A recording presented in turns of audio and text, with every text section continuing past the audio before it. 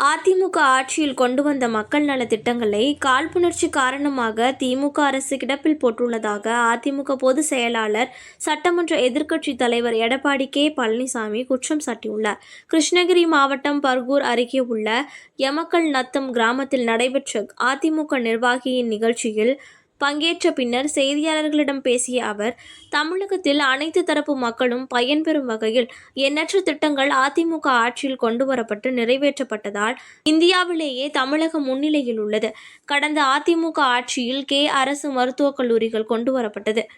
திமுக அரசு உரிய மருத்துவர்களை நியமிக்காமல் குறைந்த அளவு சிகிச்சைகளை மட்டுமே வழங்கப்படுகிறது. மக்களுக்கு உடல் பாதிப்பு ஏற்பட்டால் மருத்துவரிடம்தான் செல்ல வேண்டும். மருத்துவர்களுக்கு பொதுமக்கள் முழு ஒத்துழைப்பு வழங்க வேண்டும். மருத்துவர்களை தாக்குவது ஏற்புடையதல்ல. மருத்துவர்களும் நோயாளிகளுக்கு சிறந்த சிகிச்சையை வழங்கிட வேண்டும்.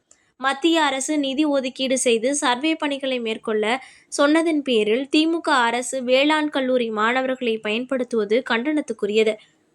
கிருஷ்ணகிரி மாவட்டத்தில் எண்ணெய் கொள்புதூர் கால்வாய் திட்டம் கால்வாய் திட்டம், உலக தரத்திற்கு இணையாக அமைக்கப்பட்ட மலர்கள் ஏற்றுமதி மையம், கடைதள கால்வாய் திட்டம் போன்ற எண்ணற்ற திட்டங்கள் அதிமுக ஆட்சியில் கொண்டு வந்த காரணத்தால் கிடப்பில் போடப்பட்டுள்ளது. அதிமுக ஆட்சியில் கொண்டு வந்த ஒலா தொழிற்சாலை, டெல்டா அரசு மருத்துவக் கல்லூரி போன்றவற்றை திமுக அரசு கொண்டு வந்தது என்று முதல்வர் கூறுவது கண்டனத்துக்குரியது. இதனை அதிமுக மறைத்தாலும் மக்கள் மறக்க மாட்டார்கள். அதிமுக ஆட்சியில் இருந்தாலும் இல்லை என்றாலும் மக்களுக்காக பணியாற்றும் கட்சி என்பதால் அதிமுக என்றும் செல்வாக்கு உள்ள கட்சி என்று கூறினார்.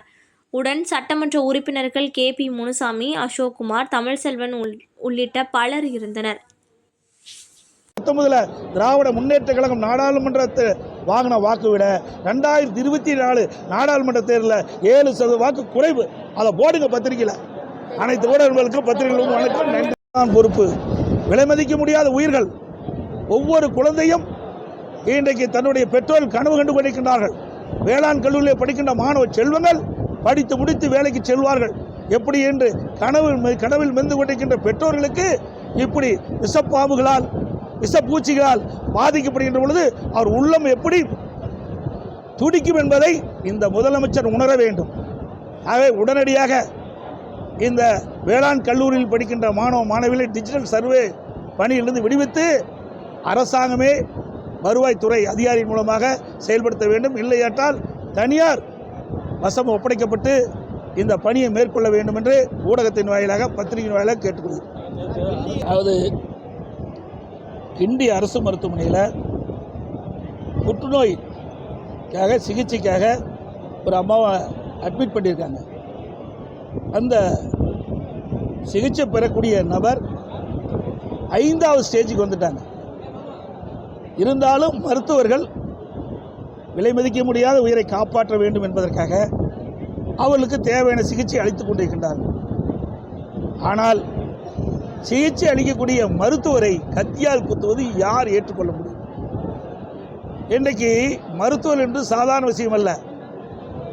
எல்லோருக்கும் ஓய்வு கிடைக்கும். ஆனால் ஓய்வே கிடைக்காத பணியாற்றக்கூடிய ஒருவர் மருத்துவர் தான். 24 மணி நேரம் ஷிஃப்ட் முறையில் மருத்துவர் பணியாற்றிக் கொண்டிருக்கின்றார்.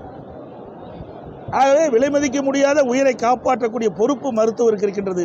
அப்படிப்பட்ட மருத்துவருக்கு இப்படி கத்தி குத்து விழுந்தால் எப்படி மற்ற மருத்துவரெல்லாம் இந்த மருத்துவ துறையிலே செயலாற்ற முடியும் என்பதை எண்ணி பார்க்க வேண்டும். மருத்துவ துறையில் சார்ந்தவர்களுக்கு முழுமையான பாதுகாப்பு கொடுக்க வேண்டும் இந்த அரசாங்கம். ஆகவே இது உண்மையாக கண்டிக்கத்தக்கது. இதை வேண்டுமென்றே சில பத்திரிகைகள் ஊடகத்திலும் தவறான செய்தி வெளிப்படுத்திட்டு இருக்கிறாங்க. ஏன்னா ஒரு ஸ்டேஜ் 1, 2, 3, 4, 5 இருக்குது. அது மருத்துவருக்கு தான் தெரியும். பத்திரிகைகள் ஊடகத்தில் நான் பார்த்தேன். இந்த பெண்மணியை பொறுத்த வரைக்கும் 5வது ஸ்டேஜுக்கு போயிட்டாங்க.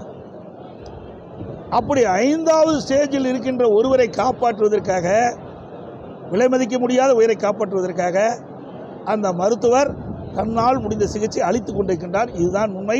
ஆகவே தாக்கப்பட்ட மருத்துவர் பாலாஜி அவர்கள் இப்பொழுது நலமாக இருப்பதாக பத்திரிகையில் ஊடகத்தில் வந்திருக்குது. அவர் பூரண குணமடைய வேண்டும் என்ற நேரத்தில் கேட்டுக்கிறேன்.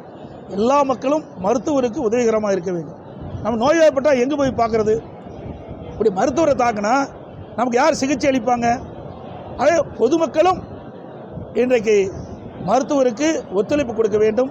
அதோட அரசாங்கம் இந்த அரசு பொது மருத்துவமனையில் அதிகமாக சிகிச்சை பெறக்கூடிய மருத்துவமனையில் தக்க பாதுகாப்பு ஏற்பாடு செய்யப்பட வேண்டும்.